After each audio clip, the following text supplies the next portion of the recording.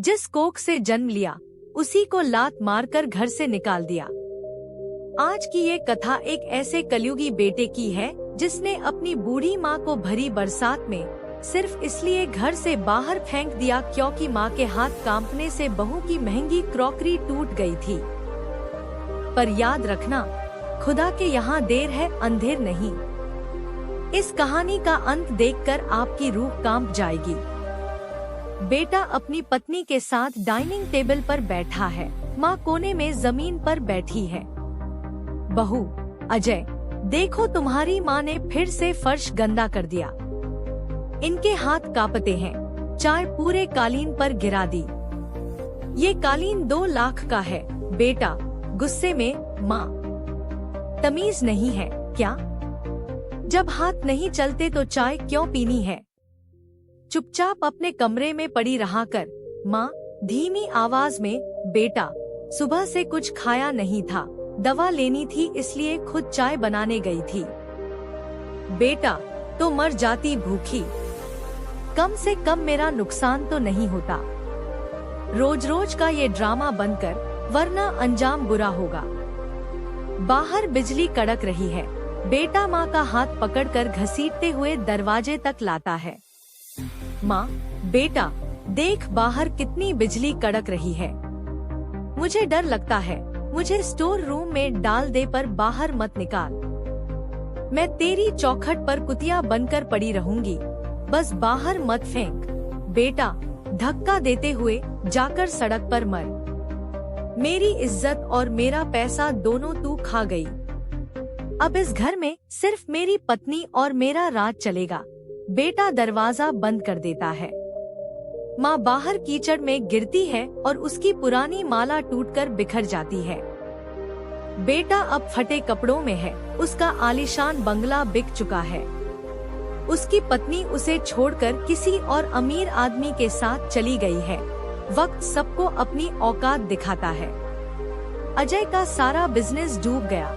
Bank ने उसका घर कुर्क कर लिया और जिस पत्नी के लिए उसने माँ को छोड़ा, उसी पत्नी ने उसे धक्के मारकर निकाल दिया।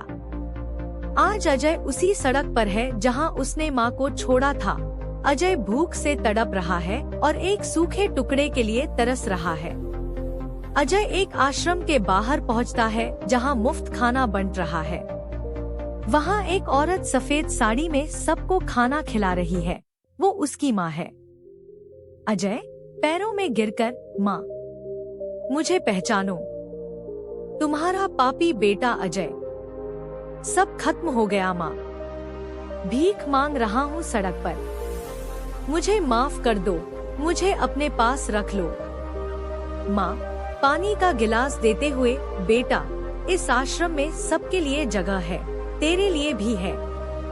पर अब मैं तेरी माँ नहीं, इस आश्रम की सेविका हूँ। तूने उस दिन सिर्फ मुझे घर से नहीं निकाला था, तूने अपने नसीब और अपनी बरकत को भी घर से बाहर कर दिया था। अजय क्या तुम मुझे वापस बेटा नहीं मानोगी?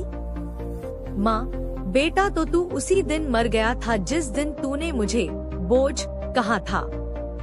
अब यहाँ खाना खा और एक अनाथ की तरह जी, क्योंकि तूने खुद को ही अनाथ कर लिया है।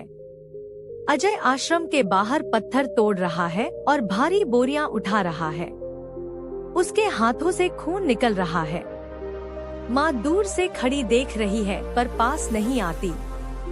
अजय हांफते हुए, ये हाथ जो कभी माँ पर चिल्लाने के लिए उठते थे, आज बोझ उठाने के लायक भी नहीं रहे।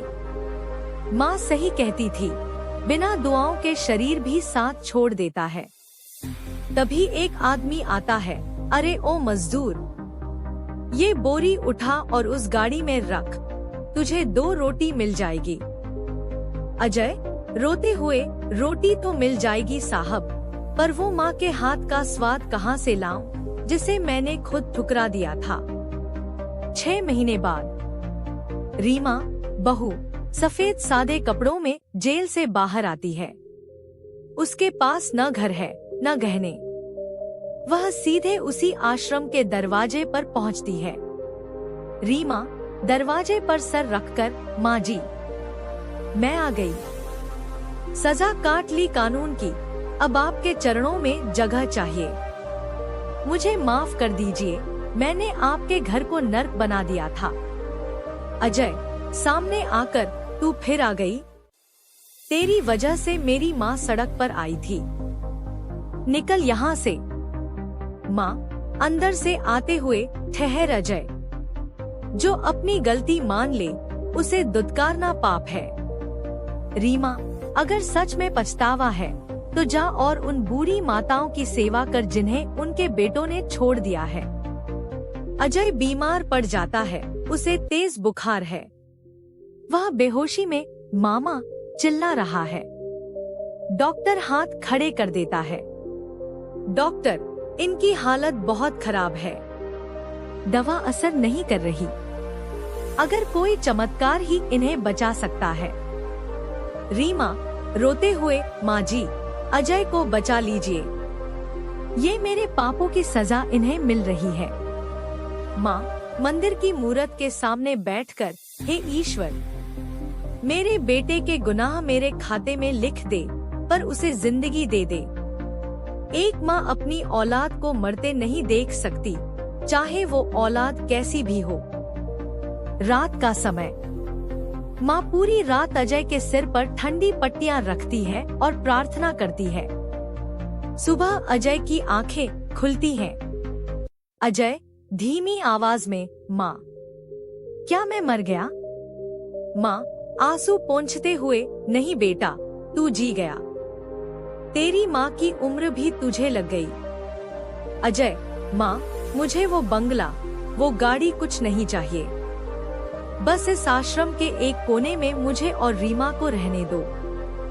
हम उम्र भर यहाँ की सेवा करेंगे और उन बुजुर्गों का सहारा बनेंगे जिन्हें उनकी औलादों ने छोड़ दिया है। आश्रम में उत्सव का माहौल है। अजय और रीमा मिलकर सभी बुजुर्गों के पैर धो रहे हैं और उन्हें खाना खिला रहे हैं। माँ सिंहासन पर बैठी मुस्कुरा रही है। आज अजय के पास बंगला नहीं था, पर सुकून था। उसने समझ लिया था कि माँ का दिल तोड़कर बनाया गया महल भी एक दिन खंडहर बन जाता है। माँ सिर्फ एक रिश्ता नहीं, भगवान का दिया हुआ सबसे बड़ा वरदान है। अजय कैमरे की ओर देखकर, अपनी माँ को कभी मत रुलाना दोस्तों, क्योंकि जब वो रोती है तो ऊपर वाला भी अपनी नजरें फेर लेता है। माँ है तो सब है, माँ नहीं तो कुछ नहीं।